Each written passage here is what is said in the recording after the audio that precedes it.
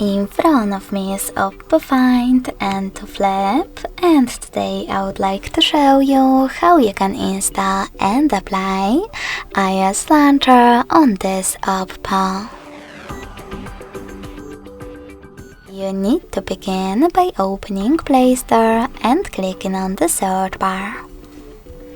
Now type in iOS Launcher.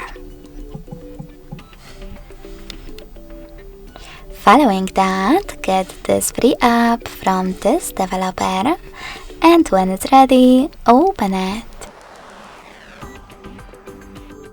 Now select while using and allow in the pop-ups in order to continue.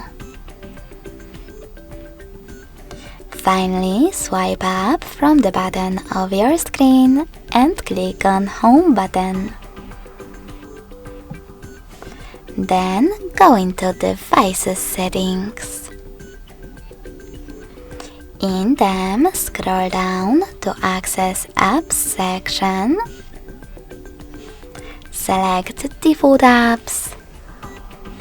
So Thermos click and tap on Home app. Lastly, just click on iOS Launcher and tap on Got it. As you can see, after that, Apple layout was applied successfully on my Android.